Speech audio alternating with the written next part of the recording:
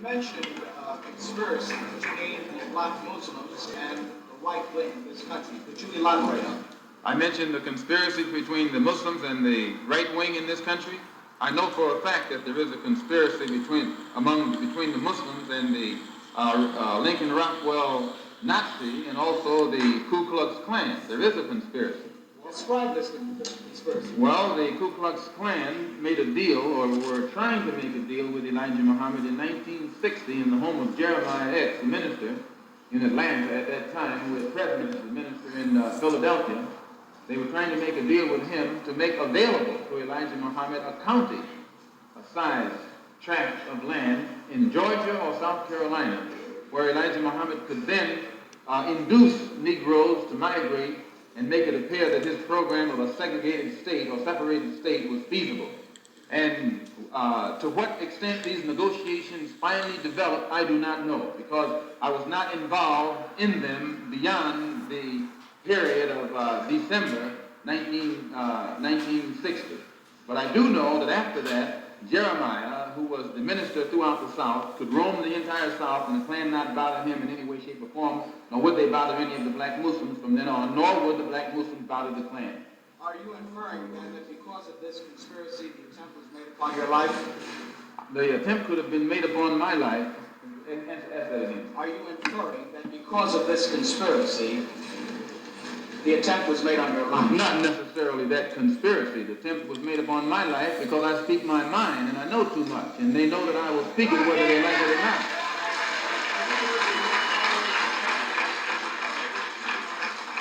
Are you urging your followers to take any actions against the Muslims? Am I urging my followers to take action against the Muslims? No. No. When you say you rely on Allah, you've always been some kind of activist. Do you still think you're going to try to infiltrate the organization and win over some of their supporters? Am I going to try and infiltrate their organization and win over some of their supporters? No, I have never tried to win supporters from Elijah Muhammad. Since I have left the Black Muslim movement, I've spoken at these rallies. Those who come, come. Those who don't, don't. But I've never gone out of my way to win over any of his followers. And he himself is fearful because he knows that you don't have to exercise too much energy to win his followers. As soon as they know truth and compare the two, and by the way, this is the brother, did they see you there, brother? This is Leon Almir, who was Cassius Clay's secretary, whom they beat unmercifully up in Boston. And the court freed the men who beat him. They fined him $100, was it? Fined him $100. And he was on the inside of the Black Muslim specialty squad. And I know it. And it was he who heard Elijah Muhammad Jr. come to New York when Elijah Muhammad was at the Armory in June of last year. Junior stood up and told the crew, many of whom are here now also, that I should have been killed, that my tongue should have been put in an envelope and sent back to Chicago by now. And because Fat Joseph had not done it, they demoted him. He remained captain, but Clarence up in Boston was put over Joseph. And Joseph's authority was curtailed. And then Clarence, the captain from Boston, and John, the captain from Springfield, came to New York to assassinate me and came to him to get a silencer and couldn't get it. So the police know this. It's not something that's new. They just wait until the job is done and then they step in. Now, when you say, do you know that Elijah Muhammad was behind this? Yes, now, Elijah Muhammad called all of his officials, national officials, to Chicago in October and ordered them to kill or maim any of his followers who leave him to follow me.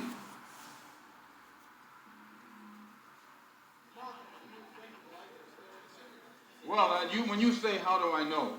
Many of the brothers who were in at that time are out now. And if this ever come into the court, there are plenty of witnesses who can stand up and testify to it. Pardon? Pardon.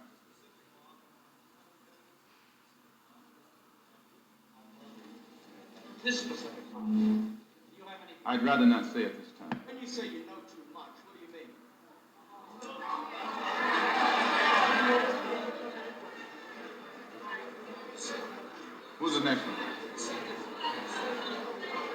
Give him 2 more minutes. Give them 2 more minutes and we'll end it. You said nobody's going to clean up Harlem but us, and we'll control it. And you said, including the politics. Yes. Can you elaborate? Yes, when I said that no one can clean up our home but us, and that we will clean it up, including and no one should control it but us, including the politics. What do I mean? I mean exactly that. That the black people, you're thinking of who? Powell? Powell's one of us.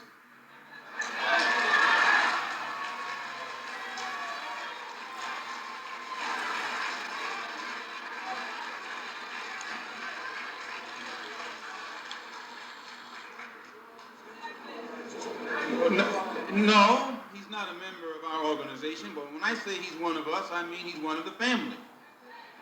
And no one outside the family can get us to talk about it. If we talk about him, we talk about him within the family. But nobody outside the family can instigate us against power.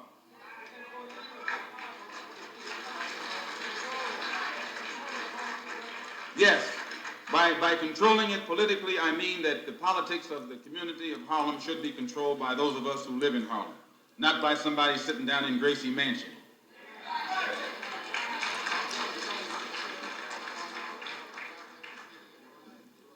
Sir? No, but the Organization of Afro-American Unity intends to get involved in every kind of action that's going on in New York City. We don't intend to let anybody downtown influence us in any way, shape, or form. We want the influence to come from Harlem and from other Harlems around the country. Now, this doesn't mean we're anti-outside of Harlem. This doesn't mean we're anti-Bronx or anti-White Plains or anti-white or anti-German or anything like that, but it means we're pro-Harlem. We're pro-ourselves. We want to start doing something for ourselves. That's all it means.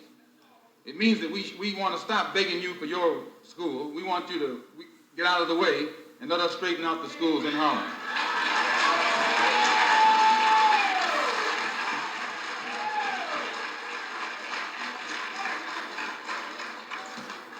Yes, sir.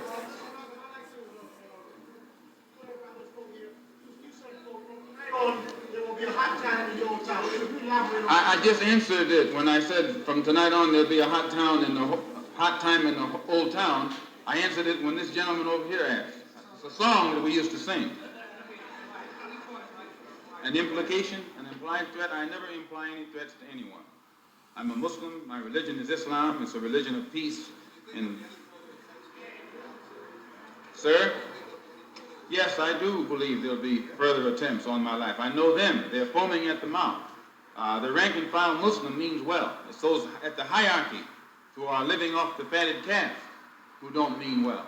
And this coming Sunday at 2 o'clock, as I say, our program will be unfolded. Elijah Muhammad knows he has done some good things and he has done some bad things. He knows that if he had wanted to, he could have united our people with the Muslim world just by teaching the right religion of Islam. He could have done so. The entire Muslim world would have accepted him. As it is now, the Muslim world has rejected him. He can never go into the Muslim world saying that he's a prophet or that Allah came over here in the flesh. They would cut his head off if he said that over there. I mean, he knows this. None of his followers can go over there without denouncing him. It's impossible for them to go to Mecca or any other place unless they ascribe to Islam as it is ascribed to over there. So he was in a position to unite us with the Muslim world, those of us who are Muslims. He was also in a position to unite us with Africa. But you cannot read anything that Elijah Muhammad has ever written that's pro-African. I defy you to find one word in his direct writing that's pro-African. You can't find it.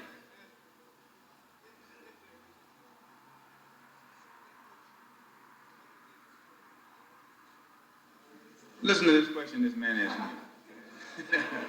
What are you trying to get at? No, he asked me, listen, I got to tell him what you asked me. He asked me, don't I think if I got hurt, wouldn't some of my followers retaliate? What are you trying to say? Or what are you trying to get me to say?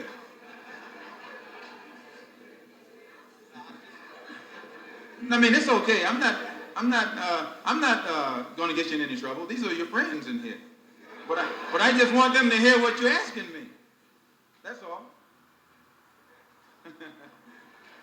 I just want them to hear what you're asking me. You wouldn't get no trouble in here.